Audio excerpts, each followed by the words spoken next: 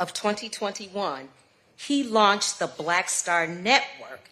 That is an OTT network. It features a variety of news, stories, culture, finance, wellness, history, and more. It is available on Apple and Android phones, Apple and Android TV, Roku, Amazon Fire, Xbox One, and stations nationwide. Now, this part you need to listen to extraordinarily well. Mr. Martin is the author of 4 books. His latest is White Fear: How the Browning of America is Making White Folks Lose Their Minds. He named it that unashamedly. And he is signing those. Make sure that you assist, sponsor, buy the book. Okay. His other books are Listening to the Spirit Within, 50 Perspectives on Faith, Speak Brother, A Black Man's View of America, and The First, President Barack Obama's Road to the White House, as originally reported by Roland S. Martin. So Martin is a much sought after international speaker, delivering speeches and lectures to numerous groups annually, electrifying audiences with his deep understanding of history, politics, and culture. He has been named 4 times by Ebony magazine as one of the 150 most influential African Americans in the United States. Okay. And while we're on that thread, Jet magazine readers voted him in the year 2012 the King of the Hill in terms of who they can turn to on issues of concern to African Americans. He came on, and yes, you all need to clap because he's still doing that today. He came on top, ahead of the likes of the Reverend Al Sharpton, and you know that's a feat, and Donna Brazile. Newsone.com named him as the #1 Black pundit in the country, and he has been named several times to the Root 100. Okay, and that is an annual list of influential African Americans. And believe it or not, we have cut out a lot. In October 2022, Martin was named as a fellow of the Society of Professional Journalists, the organization's highest honor. In December of 2021, he was inducted as the youngest living member of the National Association of Black Journalists. We call it NABJ, and that was into that organization's Hall of Fame. And in 2008, he was also inducted into the Texas A&M University Journalism Hall of Honor. And our chapter here, which I am on the executive board, for our Black Journalists chapter. It is the Indianapolis Association of Black Journalists, and we do have, I think, 1 or 2 members here. Can please stand? Yes, ma'am. Executive Board and Treasurer Kim, Thomas Griffin. Thank you so very much. They work hard. Okay. And Mr. Martin has been showered with more than 40 awards for journalistic excellence, including being named as Journalist of the Year in 2013 to NABJ for his extensive focus. Oh, Jesus, is still going on. Voter suppression and other issues of concern to African Americans during the 2012 election. He is truly a foot soldier of the Constitution. And for NABJ in 2008, he was awarded the President's Award for his plethora of media platforms. He is a 4-time NAACP Image Award winner, including being named Best Host for the last 2 years. So Roland Martin has spent 6 years or more as a contributor to CNN. And then later, CNN was awarded the Peabody Award for outstanding 2008 election coverage, of which Martin was a principal member of the best political team on television. And the Peabody Award is similar to, if you're an actor, to getting an Oscar. And then later on, Martin became a senior analyst on the Tom Joyner Morning Show. And I think that's when he reached a really large audience, because Tom Joyner at that time was broadcast on over 100 stations and about 8 million people on a daily basis. Now, not only that, but internationally, Martin has been named as one of the top 50 political pundits in the UK, Canada, Colombia, Italy, Australia, and South America. He is a former executive editor, general manager of the Chicago Defender, the nation's most historic black newspaper. And we are wrapping this up. I know that's right. So here we go. He is a life member. I don't care. He is a life member, and he's gone to various colleges. But let's get down to the most important part. All right. He is married to the Reverend Jackie Hood Martin, author of Fulfill the Art and Joy of Balanced Living and Wedded Bliss, a 52-week devotional balanced living, and the children's book, Hannah Hart. Give a round, serious, warm of applause to our keynote speaker, Mr. Roland Martin.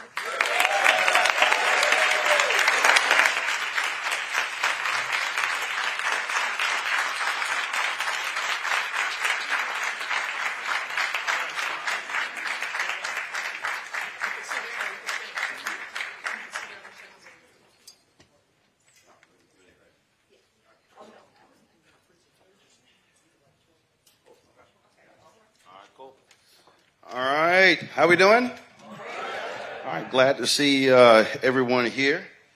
I'm like the bios of the program. Y'all could have read it, could have cut it out. Glad to be back here. I've been in the city numerous times, and so glad to see folks and glad to see you out on this particular day as well. And so certainly congratulations on 118 years of this church as well. When we talk about where we've come, what we've done in this country, there's no doubt that we would not be where we are if it was not for the black church. So in terms of what I want to speak from, one of Dr. King's most important books, actually it was his third book.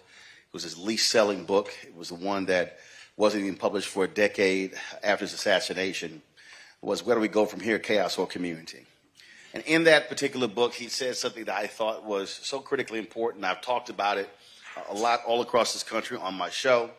And speaking of that, I appreciate everybody who has certainly been members of our Bring the Funk fan club, who support the show, who watch the show. You know, we launched it 7 years ago. There were folks who said that black news would not work.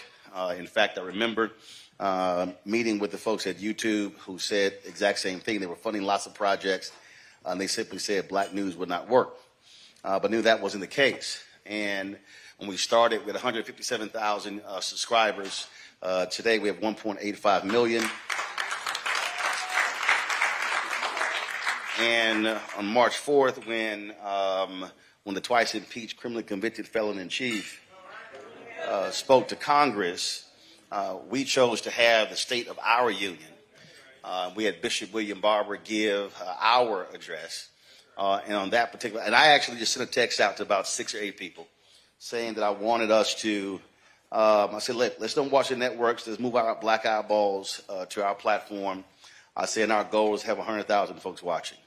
Up until that point, the most live folks we had watching at one time was about 29,000. That was the day that Tyree Nichols video was released, the brother who was killed by the cops in Memphis. And again, I put that out there. And that Sunday, people reached out to me. That Monday, they said, "Hey, is this real?" I'm like, "Yes, we got a live broadcast. We'll be going 6 hours." And folks hit me on Tuesday. And what was happening is that text was literally showing up in family group chats all across the country. And so that night when we launched, the moment we went on, 7 o'clock, about 10 minutes later, we were at 60,000. And at 7:30, we had 100,000. And by the time I introduced Bishop Barber, we hit 200,000. And at the end, at the highest point of him speaking, we were at 250,000. And that particular night, out of all media across the country and across the world that were covering Trump's speech to Congress that night, we were number 5 in the world. Now, what it also says is that We have the capacity to do that. The question is, do we actually do it on a consistent basis? And so the issue that we have is that we spend significant amounts of time, for me, on trivial stuff. I got no issue with sports entertainment, but we are inundated with that. Then unfortunately, when things happen, folks say, man, I wish we knew. And I said, well, we would know if we were actually paying more attention. And so we're in a situation now where what we are facing right now in this country is a clear and concerted attack on Black America. And when I say concerted, it is fundamentally clear. There's a massive effort to defund Black America. And when I say defund, I literally mean Black businesses, nonprofits, in academia. When you talk about health, every facet. Next month, your Supreme Court, they are going to be taking up the Louisiana gerrymandering case. And Louisiana had to create a second Black district because they had been discriminating against Black voters for quite some time. 1/3 of Louisiana is Black. They only had one African American in Congress. And so they created these maps. It violated the Section 2 of the Voting Rights Act. And even this conservative Supreme Court said they had to create a second district. Well, they lost that case before the Supreme Court. So then they decided to come back and sue again, this time saying that race should not be a factor at all in the creation of any congressional districts. The Supreme Court took up the case. They asked for expanded briefs from both sides back in June. The effect of this is very simple. If this Supreme Court overturns the precedent they set in 1986, literally half of the Congressional Black Caucus will be wiped out. So when we talk about this attack that we're seeing, it's real. And too many of us in this moment are actually silent about what's happening. When you talk about 400,000 Black women losing their jobs over the last 8 months, when you talk about the billions cut in various programs, when you talk about the downflow of that, the various grants dealing with health, dealing with education being impacted, then when you talk about what we're also seeing, the anti-DI effort has impacted every single Black nonprofit in America. So what you now have seen, you've seen numerous corporations afraid to actually invest, afraid to sponsor anything. And so you are seeing across the board, whether it's NAACP, whether it's any event, Susan Taylor's National Mentoring Gala, I was there in February, one of their top sponsors pulled out the week before because they are so afraid of this vindictive, evil man in the White House that if their name is even on the program, they will be attacked. You have telecommunications companies that are deathly afraid to sponsor anything because the Federal Communications Commission could hold up any merger or acquisition. And we literally saw that this week with that decision. And that wasn't even about Disney pulling Jimmy Kimmel off, even though they made the decision. What that was really about is that the Federal Communications Commission has to approve the ESPN deal. They have to approve the Nexstar merger. Nexstar is trying to buy Tegna. It's a $6 billion deal. The FCC has to approve that. The FCC forced Paramount, Skydance, to get rid of DEI in order to approve their $6 billion merger as well. And so you are seeing literally the entire weight of the federal government use to attack private business, public corporations, in the interest of MAGA. And so when we talk about this impact, it's real and it's hitting every sector. And for a lot of us, we don't fully understand the long-term implications of this. See, what we have to understand is that the right wing has been angry since the Black Freedom Movement. Robert Mercer, who funded Breitbart, literally said that the downfall of America began with the passage of the 1964 Civil Rights Act. As we speak, individuals who are supporters of slaveholder Christianity are gathered right now in Arizona, holding what they basically are set as a state funeral for a 31-year-old white man who was killed speaking at Utah. Now, no one should be shot and killed. No one should be beaten for their viewpoints. But they are holding him up to be a martyr and ignoring literally what he said about black folks and others. And they are positioning him as the epitome of what it means to be a Christian. In fact, you had one congressman from Texas, Troy Niels, who said that had Charlie Kirk lived during biblical times, he would have been the 13th disciple. But I think if Jesus was aware of what Charlie Kirk was saying, he would have said, you need to repent from your evil ways. And so this is literally happening. It's happening.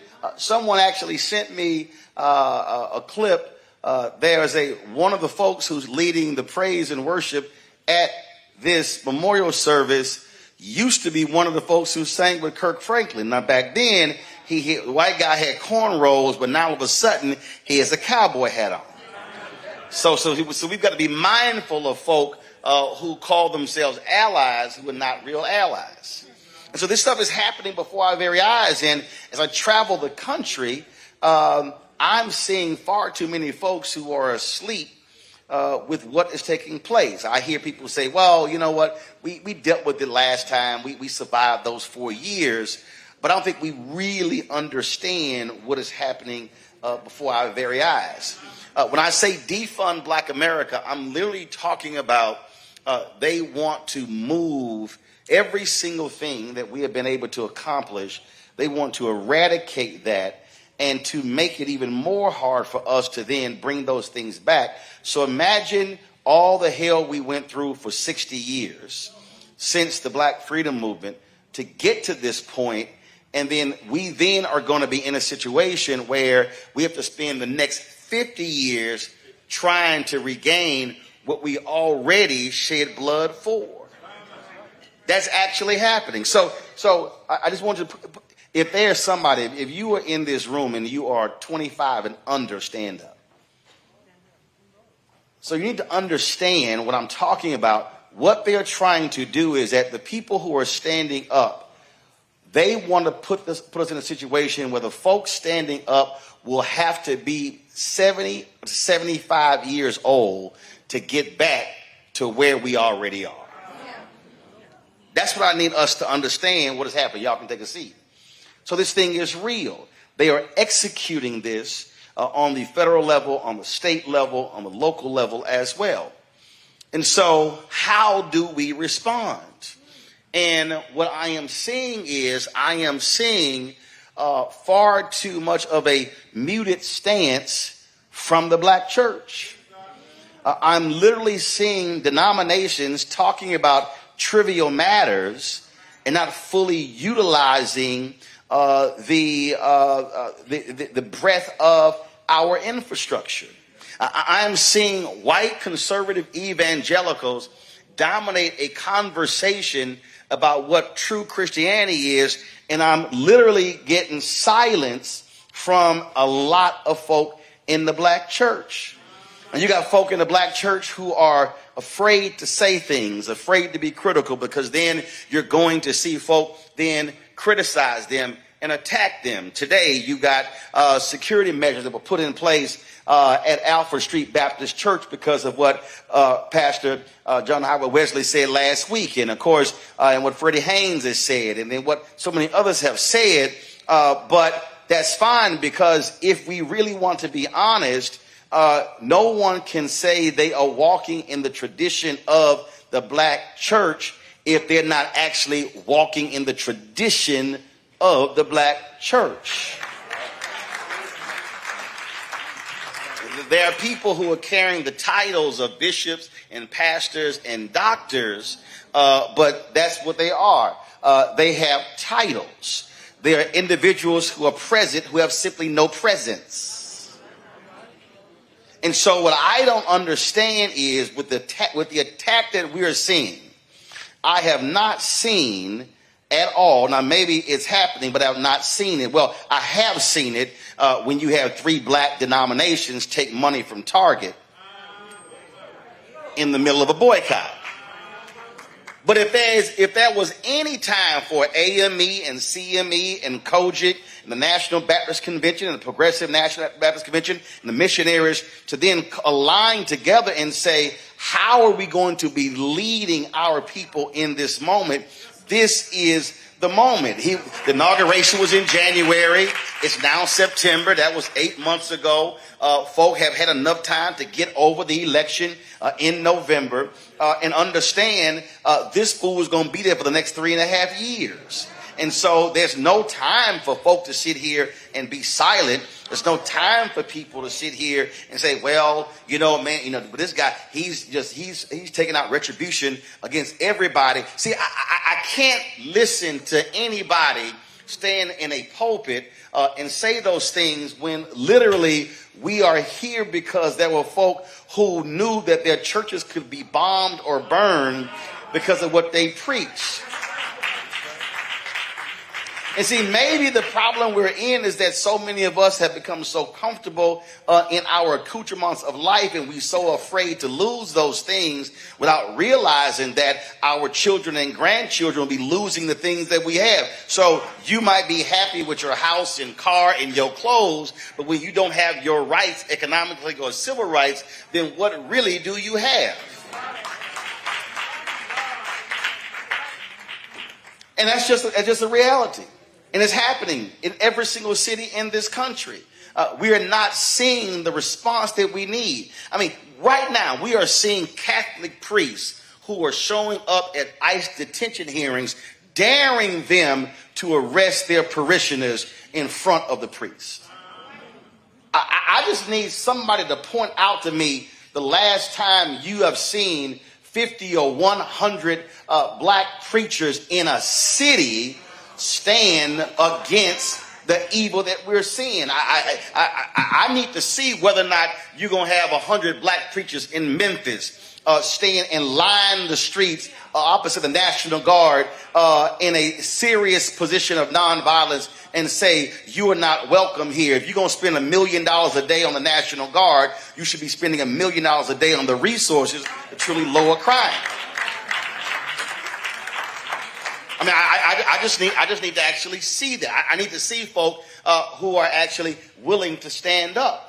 See, we're sitting here in Indianapolis, and some of y'all might remember on my show, there was a particular person who came on my show who was critical of crime in other parts of the country, and he specifically called out crime in Chicago. And then while on my show, I asked him, well, have you ever been to Chicago? Do you know anybody from Chicago? And the answer was no. And so then I proceeded to just lay his ass out. Yes. Some of y'all church folk get mad. Ass is biblical. Bishop William Barber reminds me of that all the time. But see, I wasn't going to let him say it. And then as he was talking, I did say, wait a minute, well, where you from? And then he said, Indianapolis. I said, I pulled the crime stats up in Indianapolis. I said, so how are you talking about Chicago and you can't show me evidence of what you've done in Indianapolis? And then when I kept pressing him, then we began to find out that he wasn't actually from Indianapolis. Then we began to find out where he was from. And so we just simply, it got so bad, he just hung up. And so I said, we sent Phillips from Indianapolis into witness protection. But here's the deal, though. See, while you're laughing, your Republican governor has appointed him as the head of the Civil Rights Commission in Indiana. So see, again, I want to know how many folks are challenging him on what he is going to do now as the head of that commission. See, again, are we willing to be silent in the face of oppression? And that's actually what is happening everywhere we go.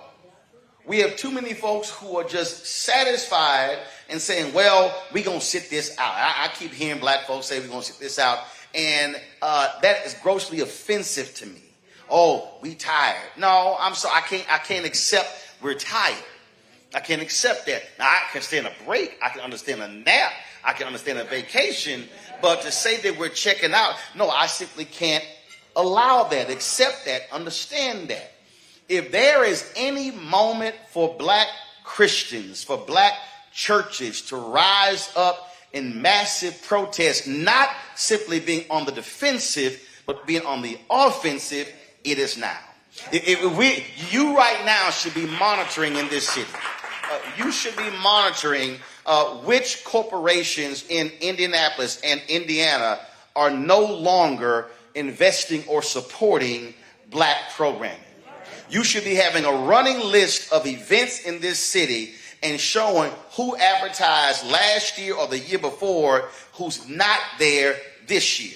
And then every single church should be following the model of Reverend Leon Sullivan, which he gave to Dr. King, and the SCLC was turned into Operation Breadbasket. And you should then be going to your pulpits and saying, here are the corporations that supported these black programs, these black nonprofits in the last several years, who no longer are supporting them now because of DEI. And you should be reading off the names of each one of those companies and telling your congregations that we are no longer going to buy any products or support these businesses with our black dollars. And see, and I don't care if there are some black folks that work at that particular company. We have to let folk know that, oh, so you want to stop supporting us, but you want us to keep buying your stuff. No, there's no return on that investment. And so imagine if 5, 10, 15, 20, 25, 30 black churches in Indianapolis got together and said, no, we're going to let these companies know and our members, we will not eat there, shop there, we won't support there. I can guarantee you it's going to be the same reaction that Target is dealing with right now. Target stock is at a 5-year low. It's gone down to $90. They're losing $12 million. They're losing money. The CEO got removed. His pay was cut. All this stuff is happening, and we haven't stopped. And see, again, and what I'm laying out, that's not radical, because if you actually go back and listen to Dr. King's sermon on April 3rd, 1968 at Mason Temple, he literally says in that, see, part of the reason why some of y'all look at me right now having no idea what I'm talking about, because every MLK Day, y'all keep playing the mountaintop part of that sermon, which is the bottom 2 minutes of the sermon, and that's a 43-minute, 16-second sermon. And so the reason so many people looking at me confused right now, because you know nothing about the other 41 minutes, because all you know is the mountaintop part when he said, I've been to the promised land. Well, you can't get to the mountaintop part, which is the hoop of any sermon, if you somehow skip the thesis, which is the scripture. So the scripture and the thesis sets up the hoop.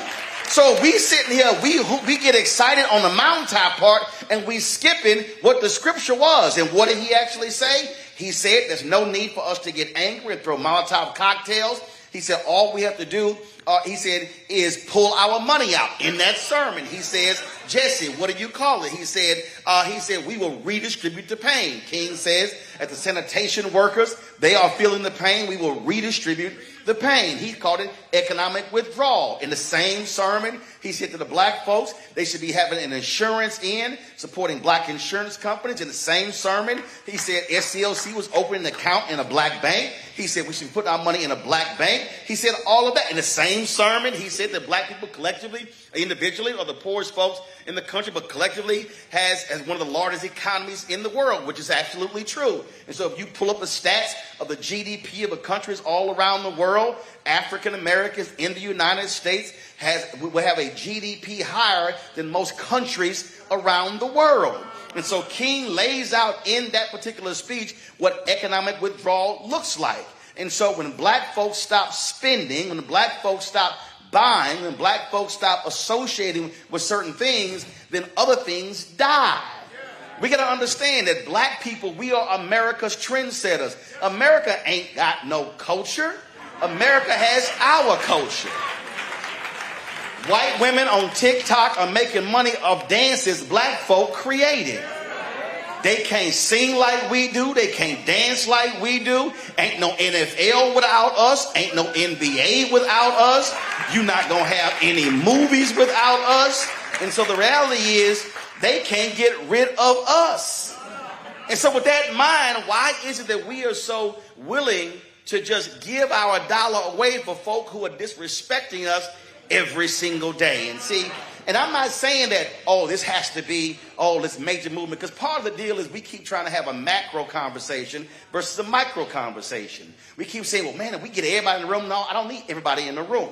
What I need is one church decide to do one thing, and then one church saying, what other church can we join with to do this? And now we got two. Now I can have one church plus one church say, go get me one more. Now I got 4. And then the 4 go get one more. Now we got 8. Then the 8 go get one more. Now we got 16. So you go from 1 to 16 in a matter of months. That's literally how this happens. And I can tell you right now, if you start this right now, you will bring Indianapolis and Indiana to its knees, because they cannot survive without black people. They can't survive without our dollars. They can't survive without our talent. And then you take it further by telling your young black sons and grandsons, no, Indiana University, you're not going to see our talented young boys as well. See, at some point, we got to be willing to go there. And I know some of y'all saying, well, man, dang, why you really going hard? Earlier, I referenced King's books. Where do we go from here? Chaos or community? What did he say in the book? He said there are 4 institutions that in the black community, they're a prime position to liberate black America. He says the Negro Church, the Negro Press, Negro fraternities and sororities, and Negro professional groups. He said all 4 have never fully given themselves to the liberation of black people.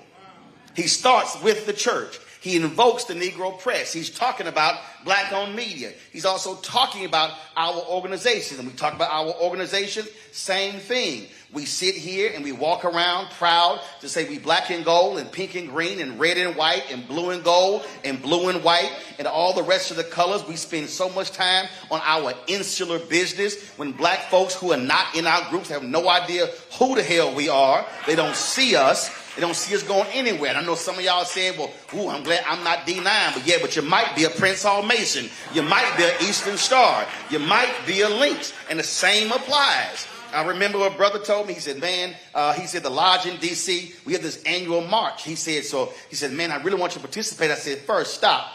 First, where are we marching? 2, why are we marching?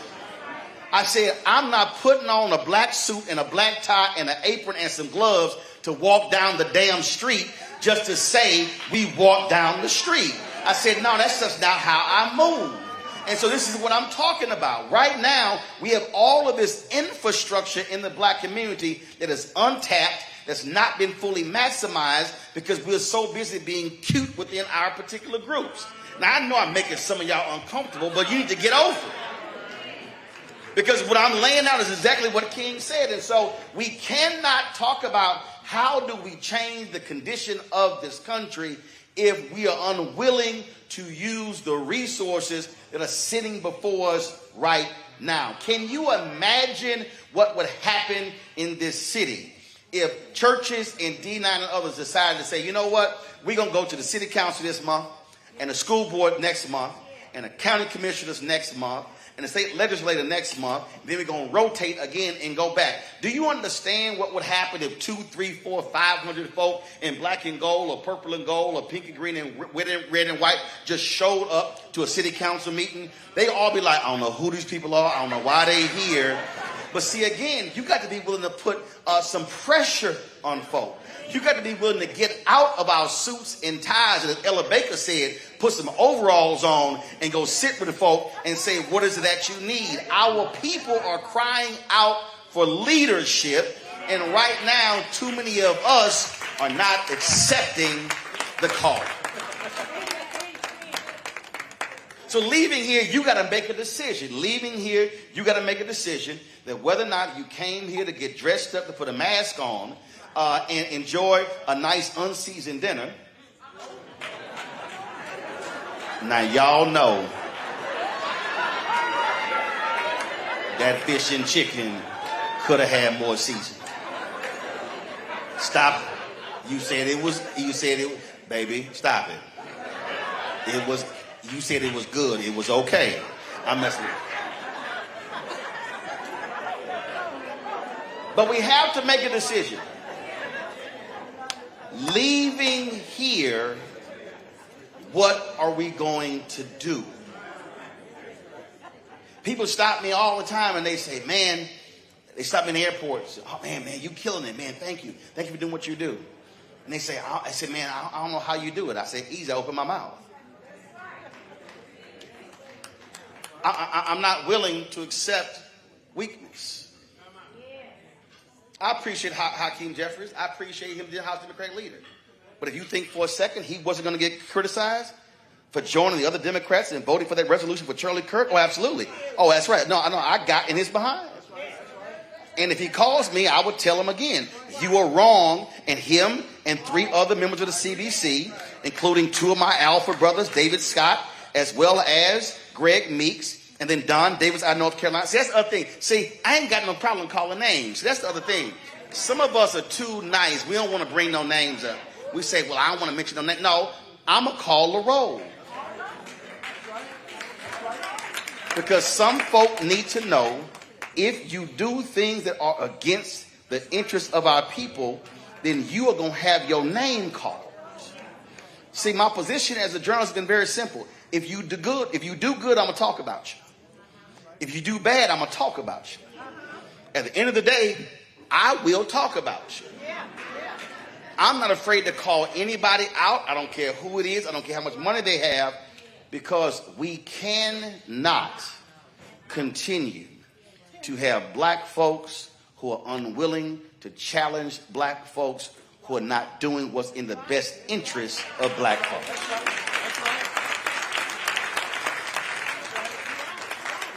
Before I sit down and take some questions, this is what has to happen. Every person in the room here has to decide, what is it that I'm willing to fight for today? I don't care what you did 20 years ago. I don't care 5 years ago. I want to know, are you willing to challenge yourself, and then challenge your family and your house, and then challenge your neighbors, and then your street, your block, your neighborhood, your city, and your state and the country to do what's right for our people?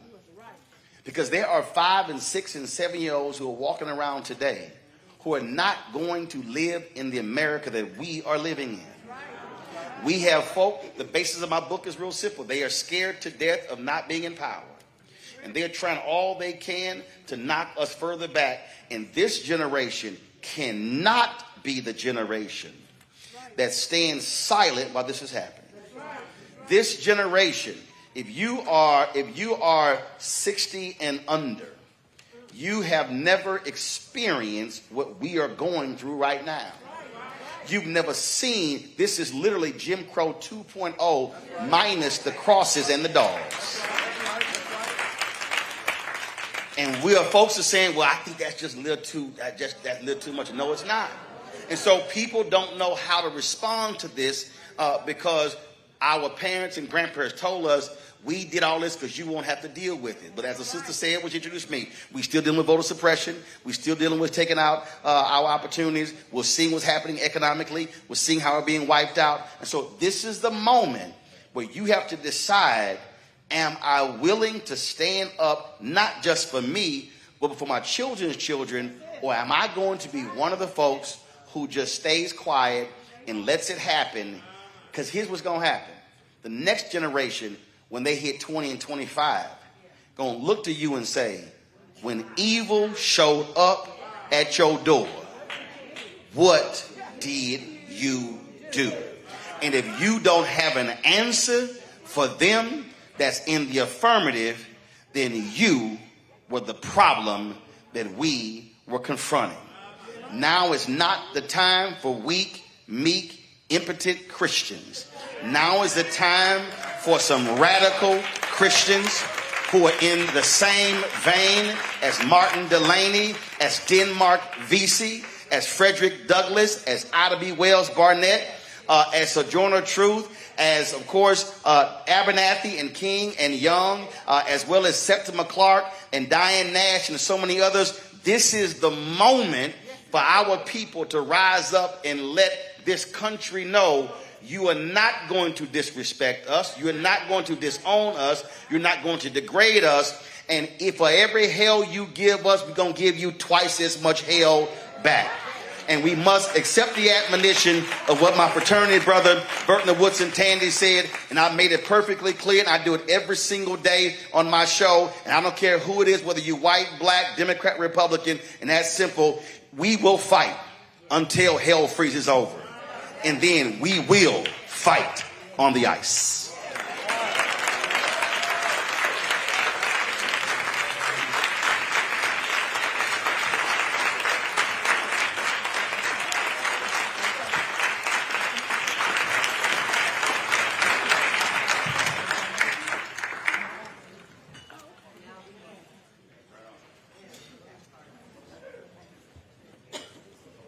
All right, so here, let's do this. You mentioned about the black church and the failure to come together, and you gave a proposal how it could happen. But one of the things the black church is struggling with is dwindling participation, dwindling congregation. How do we factor that in? But that's why. That's lack why. of action. Folk respond to action.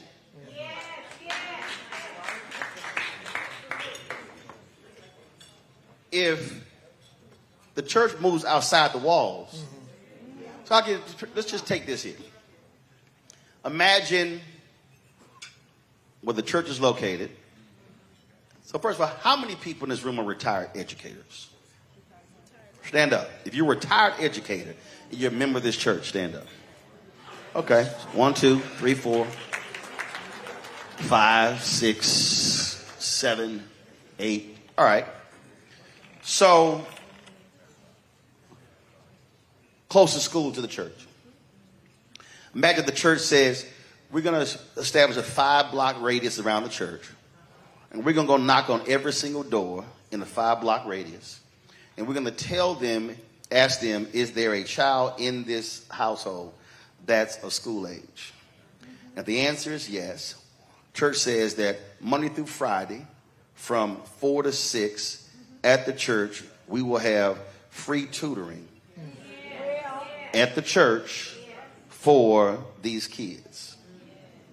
Now, you don't have to ask anybody's permission.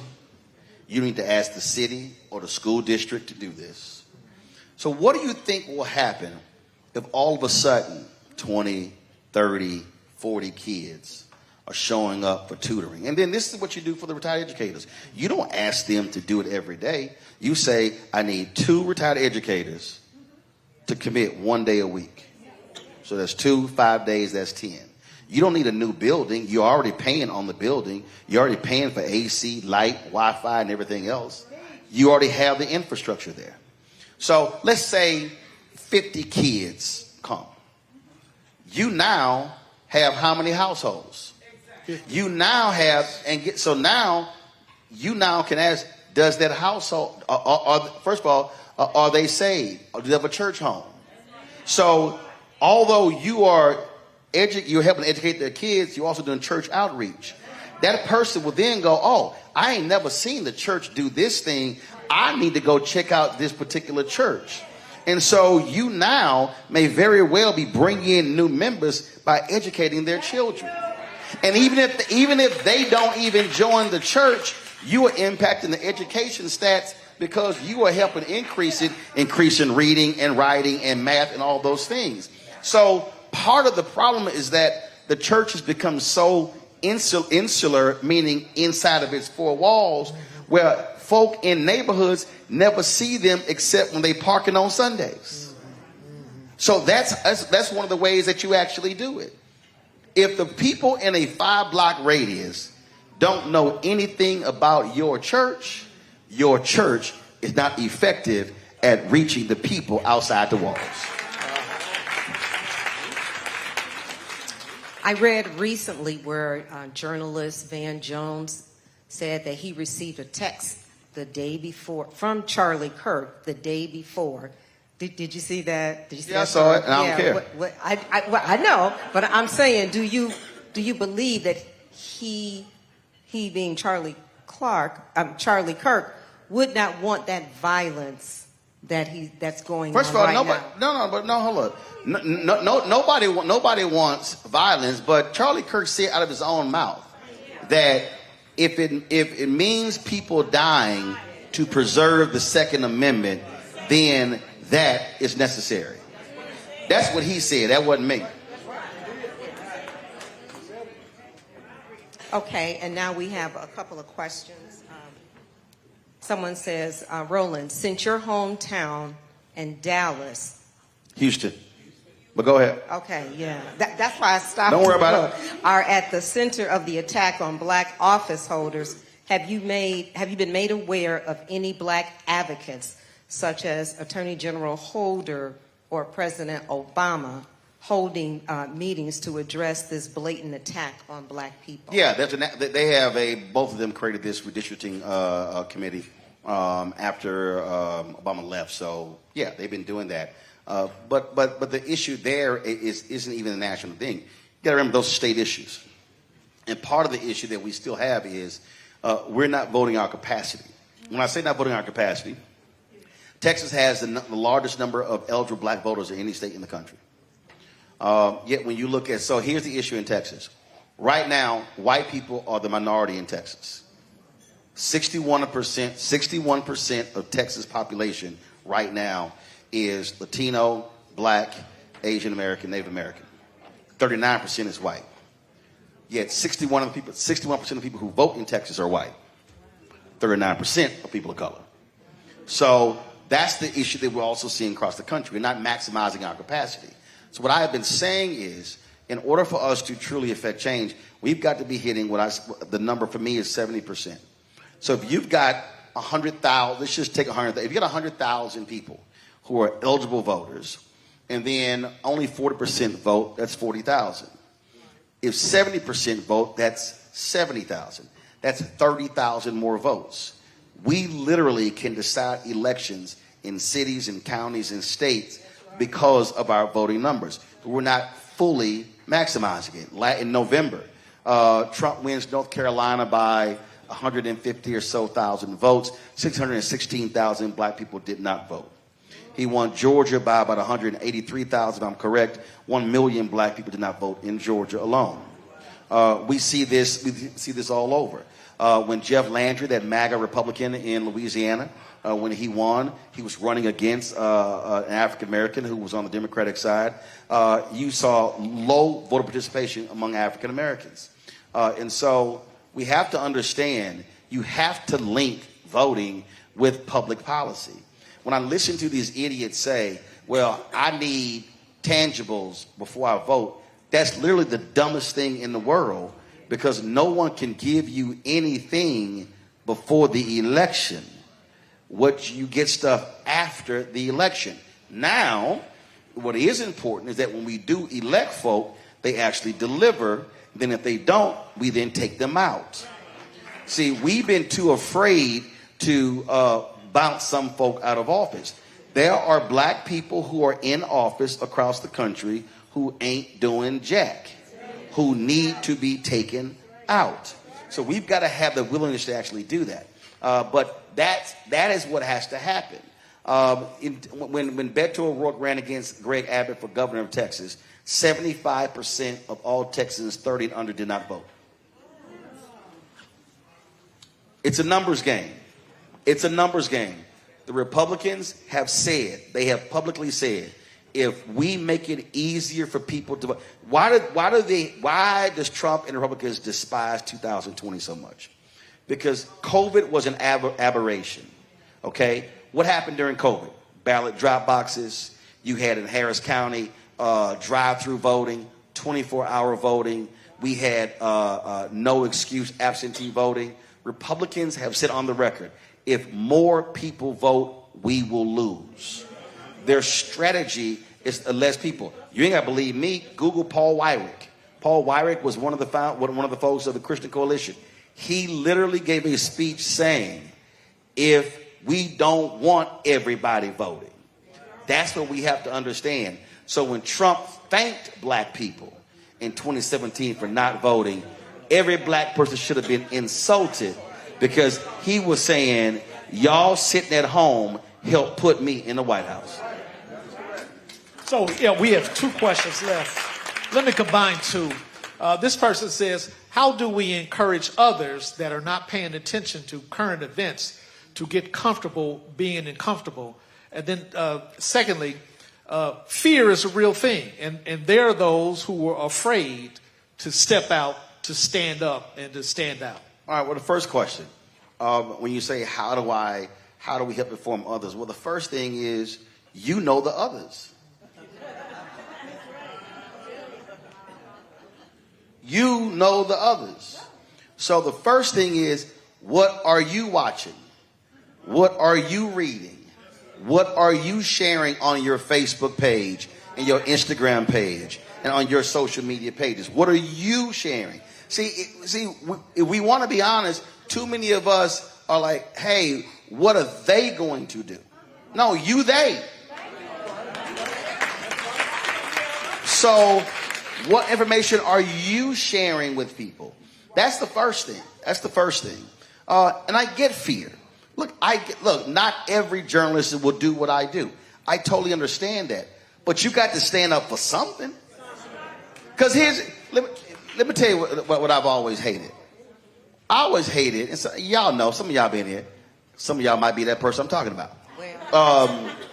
You at the job, and man, you upset with what's going on, and so you in the parking lot, y'all going back and forth, and man, this and that, and this and that, and this and that. And then the next day, you going to work, and then you raise your hand, and then all of a sudden, you thought you had backup, and the person who was raising hell with you in the parking lot, they quiet.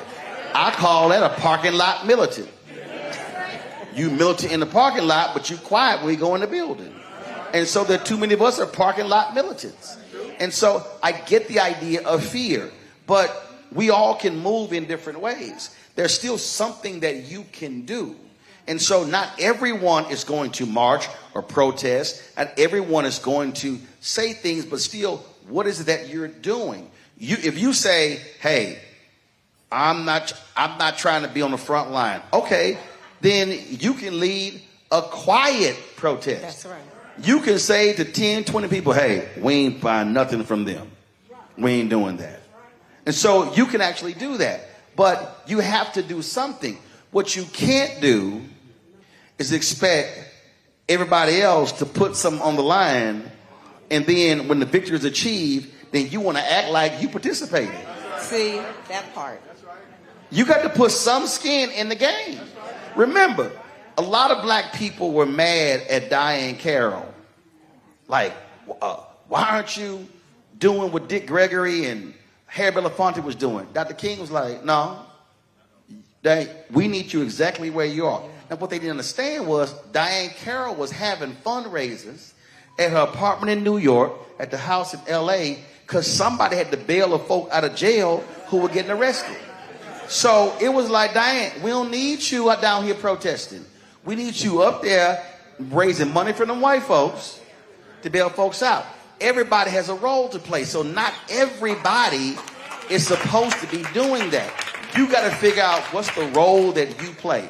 You can be the phone call making person. You can be the person who says, hey, I'm going to help put the email list together. You can be the person who says, look, I'm going to make the sandwiches for the people who out there protest. You got to figure out what your role is. And what you can't do is sit at home, complain about stuff, do nothing, and then say, well, man, when they gonna do something? No, when are you going to get in this fight? And okay, I'm going to combine these last two questions. This is from Thomas Griffin. He says he grew up in Houston and wants to know, what is it that we can do? First, did he grow up in Houston, or did he grow up in one of them other neighborhoods, the other cities? Are you actually from Houston? No, hold up. What high school you went to? Okay, you got to be specific. Because folk talk about they from Houston, they from Sugar Land, or they from Katy, and from other places. So that's what I'm saying. First of all, I don't know how you gonna write the question. You didn't put JY on the doggone thing. I left my T-shirt in the car. All right. So Thomas. Jack Gates, what class? 72. Oh yeah, that was way before me. That was 15. I'm class 87. I'm class 87. Go ahead with the question. Okay, so Thomas wants to know, how does this audience or individuals from Indianapolis help you continue with your message? And then if you would address the African Americans, what are they doing about the difference between public school and parochial schools and that money being taken away? Because we're talking about vouchers, Okay, so and you say public schools. All right, I got it. I'm gonna deal with the first one. I'm gonna do the first one first. Okay. So, I launched several years ago an initiative called School Choice is the Black Choice. Now, let me be clear why I did that. And I've spoken in rooms with people absolutely opposed to it. Here is my whole deal. I had Randy Weingarten on my show with the American Federation of Teachers. And so her argument was that the charter system was born in Jim Crow. It was racist. I said, Randy, ain't nothing in America that wasn't created by white folk. I said, so everything we got was started by some folks who were racist. I said, now, if you're telling me that y'all have created something that's going to let you control the budget, the curriculum, the contracts, the teachers. Oh, hell yeah, I want a part of that. No, I want people to understand something. I'm not letting them create a system that they benefit from. Because here's what we got to own up to. And we don't want to own up to it. It's a lot of black parents, they like, yo, I don't care what y'all say. I need to know my kids getting educated. And so what we have to understand is that the public school system is a delivery system. It's not the delivery system. Now, he went to Jack Yates. I did as well. I was there for the Magnet School of Communications. Okay? Now, magnet schools are schools within schools. You have magnet schools. You got, this is what I believe in fundamentally. I believe in traditional public schools, magnet schools, online, homeschool, parochial, private. I believe in every form of education as long as it works. The problem that I have is that we have, and we have to be honest, we have many traditional public schools that have been failing our people for multiple decades. Now, we can sit here and say, so I'm going to tell Sean Hardin. You can look him up on my show. Sean Hardin was a public school teacher in D.C. And at the school he was at, these black boys were failing science and math. Sean decided to start his own school. Down the street from the same school, the same black boys that were at the traditional public school, when they went to Sean's school, were all of a sudden excelling in science and math. Same black boys. Now you have to ask a question. Hold up. What were they doing? What the kids were learning, they were not doing. Now, I cannot tell a black parent to keep their kid in that school that's failing their child and ignore that one. Now, the second thing, though, I fundamentally believe in accountability for everybody. If the charter school is failing, shut it down. I don't support it. I'm not down with it. Now, if that traditional school is failing, that's not how we operate. New principal, new building, whatever. So the problem that we are having right now in education is that we don't want to have a real accountability question. So this is what I've said to D9 groups and others. I said, if you're telling me, and I look at my boy Steve Perry, who's killing it in Connecticut, in New York with his schools. The top public schools in Washington, D.C., Friendship Public Charter School. Black created. I want black people running the schools, but not running it. I want us controlling the school. I want us controlling the money. I don't want blackface in education. I want that to, so again, if you're telling me, I'm not begging the public school, can we please have more black history? If I control the curriculum, done. I'm not begging the public school, man, can y'all please hire more black male teachers? If I control the school, done. I'm not begging them, man, can we be sure that black people get contracts? If I control the budget, done. So I don't get involved in the back and forth. If I can run the school and control the school, I'm down with it 100%. That's the position that I have. Okay, and thank you. And Thomas, you'll have to get the question, your question answered. Okay. I just answered the question. Yeah, Oh, well, no, what was it? No, they're going to yank us off the stage. No, they're not. No, they're not. Give me the question. Will you? Okay, give me a sheet of paper. What is it that Give me a sheet of paper. Thank you. Come on. Okay. Yeah, I got it. Go ahead. Okay, no, Thomas, they wanted. The question was, what do we do here today to continue your message? Okay, the first thing is, Pastor said you have to build a new roof. What we have to understand is, we have to stop thinking that we are poor. We're not. That's right. That's right. What you have to start asking yourself is, what am I spending my money on? So, one of the reasons why black-owned media is dying is because black people stopped supporting black-owned media. Okay? And so, you have to say, okay, if I'm in Indianapolis, what are my black-owned media sources and how am I supporting them? Now, let me be clear when I say support. Your support, and this is, again, how too many of us think. We spend more time saying, man, if Oprah and Tyler and if all the athletes and entertainers, I'm like, stop having that conversation because that's a waste of breath. The reality is, if 100 people in this room said, I'm going to contribute $10 a month to that initiative, then that's $120 a year from 100 people. That's $10. Now, all you Starbucks lovers, how much do you spend at Starbucks? So now you decided, you know what? I'm not going to buy Starbucks twice a week, and that's going to fund that for the month. See, some of y'all want to give up y'all Starbucks. Okay? Again, it's some basic stuff. Y'all don't want to lie in front of y'all pastor. Y'all know y'all drink. Y'all know some of y'all smoke. And you know how much them cartons cost.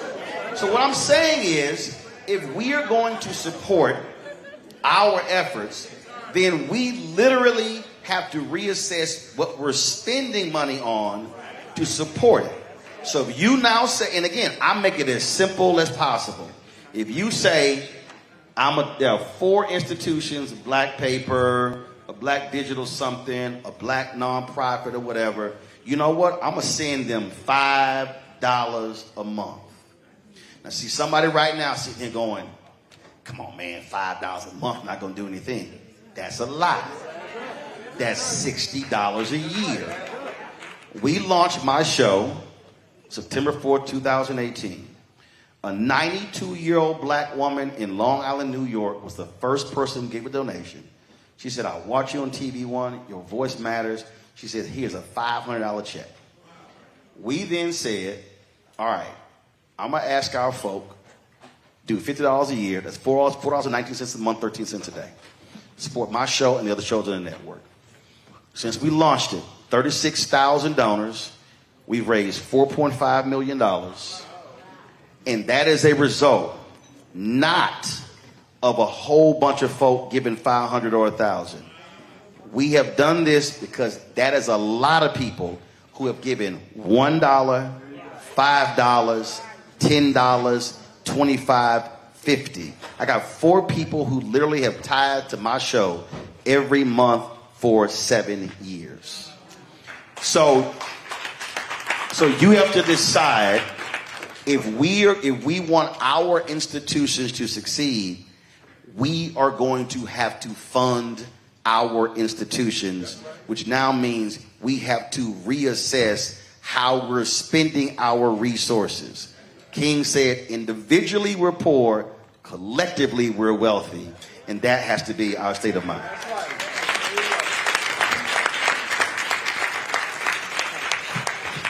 Brother Roland Martin. What y'all about to sing or something? We just want to thank you for all that you do and enlightening many people here across the country. You keep up that fight.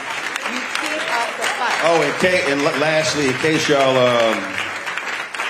so just so you know what happens when you own stuff. So we were actually live streaming this whole conversation. So if you go to go to Black Star Network, our YouTube channel, you actually see it. So again, when you own it, you ain't got to ask nobody. That's right. That's right. And we have a token of our appreciation from Phillips Temple CME Church.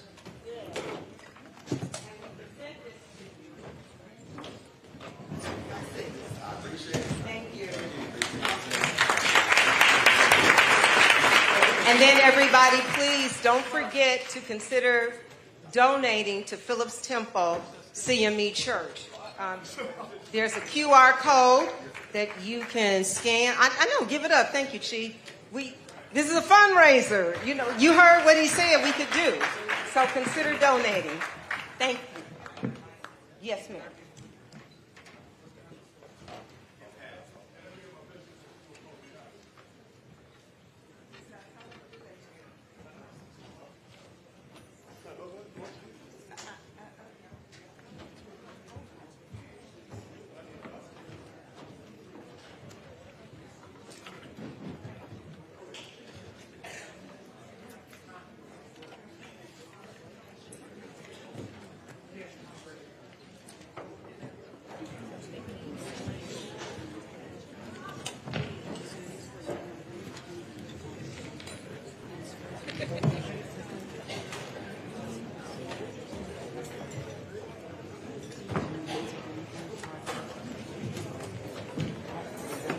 All right, as we close out this afternoon, we want to definitely, he's already up here. He's been up here several times already.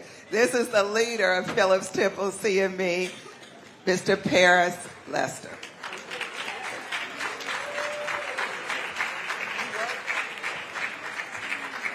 Okay, I'm just being told to do all kind of stuff that's not on the script. So, let's recognize the businesses represented this afternoon. Let's truly give a round of applause to the Ritz-Charles staff and the chef. Did you enjoy that meal? Videography is by Precise Take Videography. Photography is by Cons Photography. We have our vendor in the back with the 360 pictures. Also, hope you've taken advantage of. We have all of our vendors in the back as well as our DALA committee. So let's give them all a round of applause.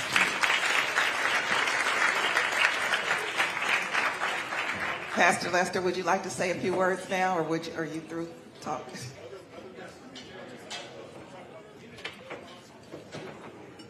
I think I just did.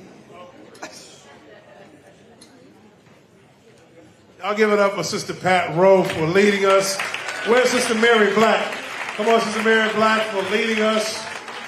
These are our two co-chairs. Come on, give it up for these awesome, dynamic ladies who put all of this together. Come on up here, Sister Pat Rowe. We'll make sure y'all get a picture with Mr. Roland Martin. I'm thankful and grateful for each and every one of you for being here today to make this day a great success that it has been.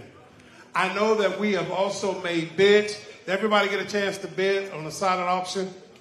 I think Sister Willis, are you here? Anybody want to make any other bids before we get this going? We close. We need money. So anybody else even want to make a bid, you can. I don't like to beg, but I am qualified. Come on, Sister Willis. Come on, Sister Willis. So we can announce those who won. Oh, we got some door prizes. Let's do that real quick. All right. Again, you guys stay here. It won't take that long. We're really excited about this evening. This has been a wonderful event, and we really appreciate your support. But we also have gifts for your visitors. So your tickets, as you came in, we took the bottom part away from your ticket and we put it in this bag here. And so we have gifts that were given to us from our vendors. So I'm going to ask someone to pick a number for me. Pick a number for me. Yes, this one. All right. 031. 031. Who has that number? 031. Uh-oh. Uh-oh. It's on your ticket. 03. All right, Judge Judy. All right. So our first gift we'll give away, I know you love her, is from Arna Regal Rabbit Retail. She says you can come over there and choose any piece of jewelry of your liking. I'm already shocked, but I'll go get some more. Okay, very good. Thank you. Then, Pastor, why don't you select a number? And you could read it, too. All right, this number is 025. 025. Wow, that table is something else, Karen. I know, Karen. Okay, this gift is from Wanda Lewis from Lewis and Company. She's the lady there with the nice creams, body creams and all. And one more left, and that's from our paparazzi, Miss Mallory McClendon. And her number is this number is 127. 127. 127 going once. Oh, you got it? Okay. Reverend Johnson. Okay. Well,